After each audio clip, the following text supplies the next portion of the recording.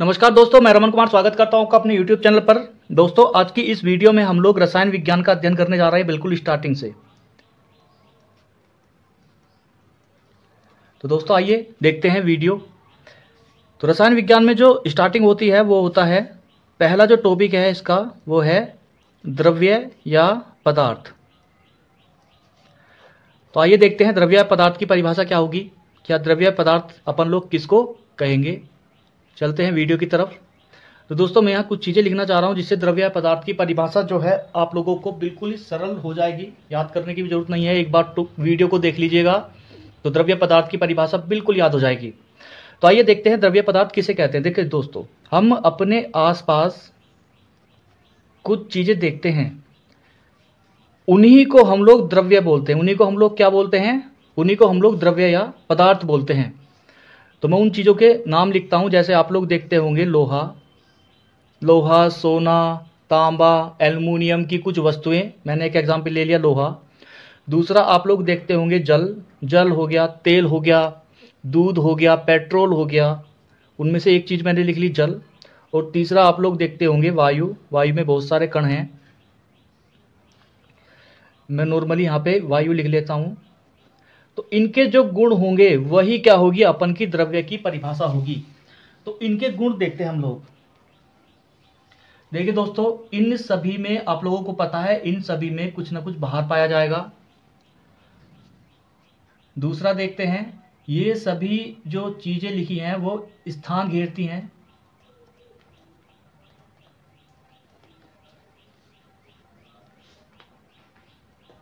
तीसरा जो है, हमारे शरीर में 5 ज्ञान इंद्रियां पाई जाती हैं। हम इन सभी को अपनी ज्ञान इंद्रियों के द्वारा, कम से कम एक के द्वारा तो अनुभव करते ही हैं। अपन को इनको बस श्रृंखला में परोना है। द्रव्य की परिभाषा जो है वो बन करके हमारी तैयार हो जाएगी। तो देखते हैं द्रव्य की यहाँ से क्या परिभाषा बनेगी। तो द्रव्य की परिभाषा होगी कि द्रव्य वह वस्तु है जो स्थान घेरती है, द्रव्यमान रखती है तथा हम 5 ज्ञान इंद्रियों में से कम एक के द्वारा इसका क्या कर सकते हैं, अनुभव कर सकते हैं। तो दोस्तों द्रव्य की परिभाषा या पदार्थ की परिभाषा हमारी कंप्लीट हो चुकी है, आप लोगों को समझ भी आ गई होगी। आइए देखते हैं द्रव्य का वर्गीकरण। तो दोस्तों द्रव्य का जो वर्गीकरण होता है वह 2 रूपों में वर्गीकृत होता है। पहला है हमारा भौतिक वर्गीकरण, दूसरा है हमारा रासायनिक वर्गीकरण। तो आइए देखते हैं पहला भौतिक वर्गीकरण।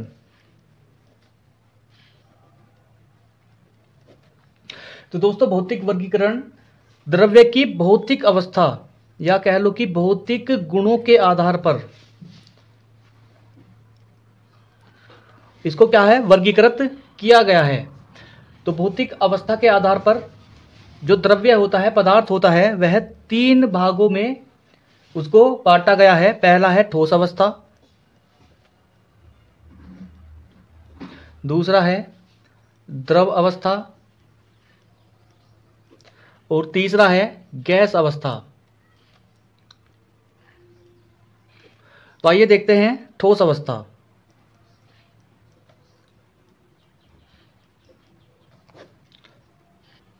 तो दोस्तों ठोस अवस्था को देखने के लिए बिल्कुल यही वाला लॉजिक लगाएंगे जिससे परिभाषा जो है हमारी बहुत आसान हो सके। तो आइए चलते हैं ठोस की तरफ। तो ठोस के कुछ अपन लोग एग्जाम्पल देखते हैं शुरू में, जैसे लकड़ी, धातु, लवण। ये सभी के सभी क्या हैं, ठोस अवस्था के हमारे एग्जाम्पल हैं। इन्हीं एग्जाम्पल के जो है हम लोग गुण देखेंगे, इन्हीं के गुण देखेंगे और वो ठोस अवस्था की परिभाषा ही हो जाएंगी। तो पहला देखते हैं ठोस अवस्था का जो गुण है वो पहला देखते हैं। तो दोस्तों ये जितनी भी चीज़ें हैं, लकड़ी, धातु या लवण, इनकी जो आकृति होती है वो निश्चित होती है। आकार कह लो कि आकार अपरिवर्तित होता है और आयतन भी इनका अपरिवर्तित होता है। तो इनकी परिभाषा बनाएंगे कि वे पदार्थ जिनकी आकृति एवं आयतन निश्चित होता है, ठोस कहलाती हैं।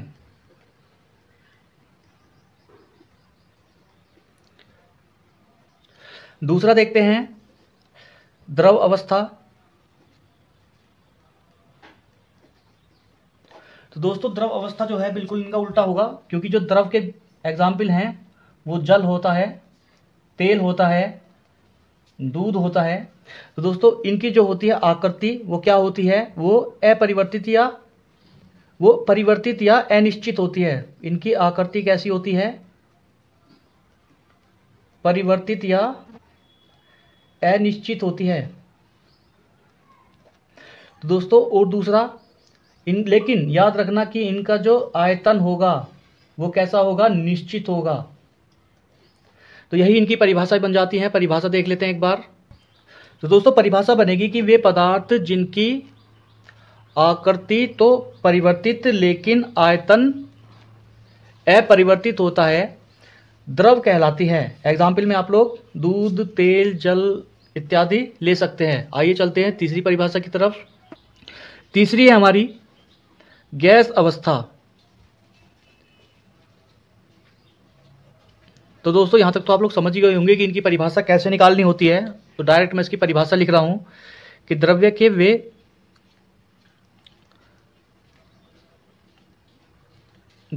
के वे उदाहरण जिनकी आकृति एवं आयतन दोनों अनिश्चित होते हैं, अनिश्चित या परिवर्तित होते हैं, उन्हें गैस कहा जाता है। जैसे ऑक्सीजन, नाइट्रोजन इत्यादि। तो दोस्तों ये था द्रव्य का भौतिक वर्गीकरण। आइए देखते हैं द्रव्य का रासायनिक वर्गीकरण।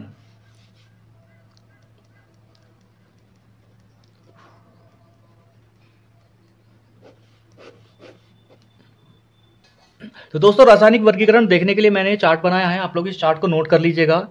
रासायनिक वर्गीकरण में द्रव्य को दो भागों में बांटा जाता है, शुद्ध पदार्थ और मिश्रण। शुद्ध पदार्थ के अंतर्गत हम लोग तत्व और यौगिक, शुद्ध पदार्थ को दो भागों में बांटा जाता है, तत्व और यौगिक। तत्व के अंतर्गत धातु, अधातु और उपधातु आते हैं, और यौगिक के अंतर्गत अकार्बनिक यौगिक और कार्बनिक यौगिक आते हैं। और मिश्रण दो प्रकार का होता है, समांगी मिश्रण और विषमांगी मिश्रण। तो आइए देखते हैं इनको विस्तार से। तो दोस्तों शुद्ध पदार्थ वे पदार्थ होते हैं जिनको किसी भी भौतिक प्रक्रम द्वारा किसी अन्य प्रकार के द्रव्यों में पृथक नहीं किया जा सकता, उनको अपन लोग शुद्ध पदार्थ कहते हैं। और दोस्तों शुद्ध पदार्थ को पुनः वर्गीकृत किया गया है तत्व और यौगिक में। तो दोस्तों आइए देखते हैं कि तत्व किसे कहते हैं। तत्व की परिभाषा देखते हैं, तत्व किसे कहते हैं। तो दोस्तों तत्व किसे कहते हैं कि किसी भी पदार्थ का सबसे सरलतम रूप, किसी भी पदार्थ का सबसे सरलतम रूप तत्व कहलाता है। इसके बारे में दूसरा पॉइंट देखते हैं कि किसी भी तत्व के अपने भौतिक एवं रासायनिक गुण, कौन कौन से, भौतिक एवं रासायनिक गुण निश्चित होते हैं। भौतिक एवं रासायनिक गुण निश्चित होते हैं और इनको दो या दो से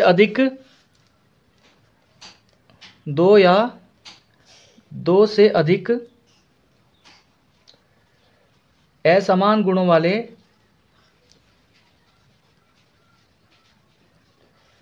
द्रव्यों में विभाजित नहीं किया जाता, द्रव्यों में